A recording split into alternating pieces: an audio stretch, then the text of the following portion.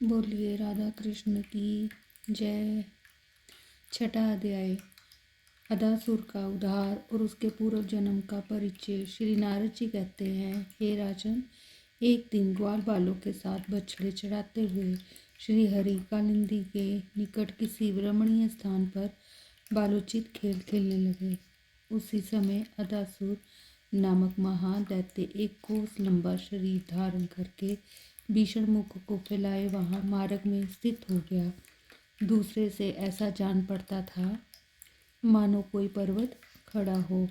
वृंदावन में उसे देखकर सब ग्वाल बाल ताली बजाते हुए बछड़ों के साथ उसके मुंह में घुस गए। उन सब की रक्षा के लिए बलराम सहित श्री कृष्ण भी अदासुर के मुख में प्रविष्ट हो गए।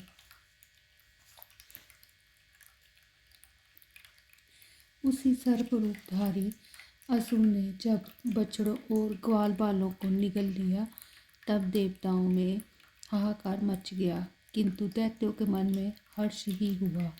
उस समय श्री कृष्ण ने अदासुर के उदर में अपने विराट स्वरूप को बढ़ाना आरंभ किया। इससे अवरुद्ध हुए अदासुर के प्राण उसका मस्तक फोड़कर बाहर निकल गए। मिथिलेश्वर फिर बालकों और बछड़ों के साथ श्री कृष्ण अदासुर के मुख से बाहर निकले। जो बछड़े और बालक मर गए थे उन्हें माधव ने अपनी कृपा दृष्टि से देखकर जीवित कर दिया। अदासुर की जीवन ज्योति श्यामगन में विद्युत की भांति श्री घनश्याम में विलीन हो गई। राजन, उसी समय देवताओं ने पुष्पावर्ष की वर्षा की। देव ऋषि नारद के मुख से ये वृत्तांत सुनकर मिथिलेश्वर बहुलेश्वर ने कहा, राजन बोले, देव ऋषि, ये दैत्य पूर्व काल में कौन था जो इस प्रकार भगवान श्री कृष्ण में विलीन हुआ? अहो, कितने आश्चर्य की बात है कि वह दैत्य वैर बांधने के कारण शीघ्र ही श्री हरि को प्राप्त हुआ। श्री नारद जी कहते, राजन, शंखसुर के एक पुत्र था जो अध नाम से विख्यात था। महाबली अध युवावस्था में अत्यंत सुंदर होने के कारण साक्षात दूसरे कामदेव सा जान पड़ता था। एक दिन मलयाचल पर जाते हुए अष्टावक्र मुनि को देखकर अदासुर जोर जोर से हंसने लगा और बोला, ये कैसा कुरूप है। उस महादुष्ट को शाप देते हुए मुनि ने कहा, दुर्मते, तू सर्प हो जा, क्योंकि भूमंडल पर सर्पों की जाति रूप एवं कुटिल गति से चलने वाली होती है। जो ही उसने ये सुना, उस दैत्य का सारा अभिमान गल गया और वह दीन भाव से मुनि के चरणों में गिर पड़ा। उसे इस अवस्था में देखकर मुनि प्रसन्न हो गए और पुनः उसे वर देते हुए बोले। अष्टावक्र ने कहा, करोड़ों कंदर्पों से भी अधिक लावण्यशाली भगवान श्री कृष्ण जब तुम्हारे उदर से प्रवेश करेंगे तब इस सब रूप से तुम्हें छुटकारा मिल जाएगा। बोलिए श्री कृष्ण महाराज की जय। सातवां अध्याय। ब्रह्मा जी के द्वारा गौओं, गोवत्सों एवं गोप बालकों का हरण। श्री नारद जी कहते हैं, राजेंद्र, अब भगवान श्री कृष्ण की लीला, अन्य लीला सुनिए। ये लीला उनके बाल्यकाल की है, तथापि उनके पौगंडावस्था की प्राप्ति के बाद प्रकाशित हुई।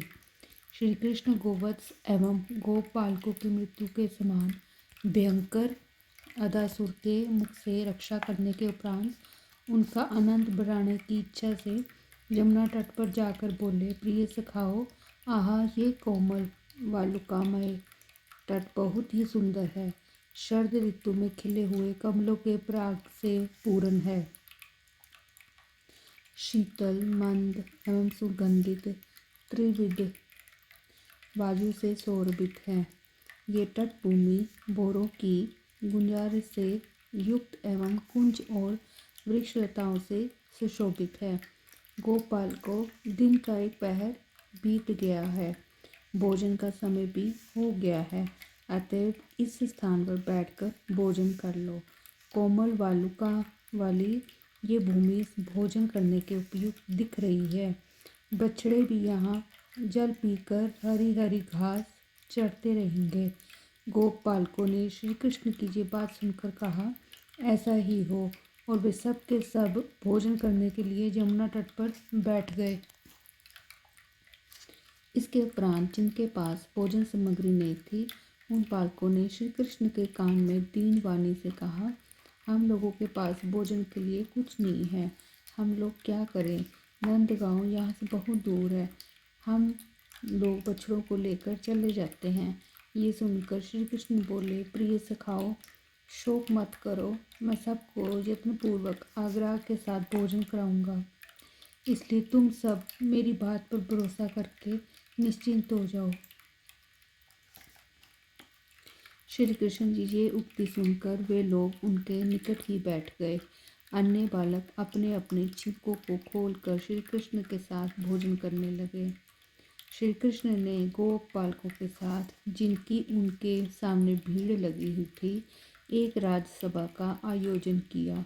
समस्त गोप बालक उनको घेर कर बैठ गए। ये लोग अनेक रंगों के वस्त्र पहने हुए थे और श्री कृष्ण पीला वस्त्र धारण करके उनके बीच में बैठ गए। विदेह उस समय गोप बालकों से घिरे हुए उस श्री कृष्ण की शोभा देवताओं से घिरे हुए देवराज इंद्र के समान अथवा पंखुड़ियों से घिरी हुई स्वर्णिप कमल की कर्णिका केसर युक्त भीतरी भाग के समान हो रही थी। कोई बालक कुसुमों, कोई अंकुरों, कोई पल्लवों, कोई पत्तों, कोई फलों, कोई अपने हाथों, कोई पत्थरों और कोई छिकों को ही पात्र बनाकर भोजन करने लगे। उनमें से एक बालक ने शीघ्रता से कोर उठाकर श्री कृष्ण के मुख में दे दिया। श्री कृष्ण ने भी उस ग्रास का भोग लगाकर सबकी ओर देखते हुए कहा, भैया, अन्य बालकों को अपनी अपनी स्वादिष्ट सामग्री चखाओ, मैं सबके स्वाद के बारे में नहीं जानता। बालकों ने ऐसा ही हो कहकर अन्याय बालकों को भोजन के ग्रास ले जाकर दिए। वे भी उन ग्रासों को खाकर एक दूसरे की हंसी करते हुए इस प्रकार बोल उठे, सुबल ने पुनः हरि के मुख में ग्रास दिया, परंतु श्री कृष्ण उस कोर में से थोड़ा सा खाकर हंसने लगे। इस प्रकार जिस जिसने कोर खाया वे सभी जोर से हंसने लगे। बालक बोले, नंद नंदन सुनो, जिसके नाना मूर्ख है उसको भोजन का ज्ञान नहीं रहता, इसलिए तुमको स्वाद प्राप्त नहीं हुआ। उसके उपरांत श्री दामा ने माधवों को और अन्य बालकों को भोजन के ग्रास दिए। व्रज बालकों ने उसको उत्तम बताकर उसकी बहुत प्रशंसा की। इसके बाद वरुथप नाम के इस बालक ने पुनः श्री कृष्ण को एवं अन्य बालकों को आग्रह पूर्वक कोर दिए। श्री कृष्ण आदि वे सभी लोग थोड़ा थोड़ा खाकर हंसने लगे। बालकों ने कहा, ये भी सुबल के ग्रास जैसा ही है, हम सभी उसे खाकर उद्विक हुए हैं। इस प्रकार सभी ने अपने अपने ग्रास चखाए और सभी परस्पर हंसने हंसाने और खेलने लगे। कटी वस्त्र में वेणु, बगल में लुकुटी एवं सिंगा, बाएं हाथ में भोजन का कोर, अंगुलियों के बीच में फल, माथे पर मुकुट, कंधे पर पीला दुपट्टा, गले में वनमाला, कमर में करदनी, पैरों में नुपुर और हृदय पर श्रीवत्स तथा कौस्तुभमणि धारण किए हुए श्री कृष्ण गोप बालकों के बीच में बैठकर अपनी विनोद भरी बातों से बालकों को हंसाने लगे। इस प्रकार यज्ञ भोक्ता श्री हरि भोजन करने लगे, जिसको देवता एवं मनुष्य आश्चर्यचकित होकर देखते रहे। इस प्रकार श्री कृष्ण के द्वारा रक्षित बालकों का जिस समय भोजन हो रहा था, उसी समय बछड़े के घास की लालच में पड़कर दूर के एक गहन वन में घुस गए। गोप बालक भय से व्याकुल हो गए। ये देखकर श्री कृष्ण बोले, तुम लोग मत जाओ, मैं बछड़ों को यहाँ ले आऊँगा। यूँ कहकर श्री कृष्ण उठे और भोजन का कोर हाथ में लिए ही गुफाओं एवं कुंजों में तथा गहन वन में बछड़ों को ढूंढने लगे।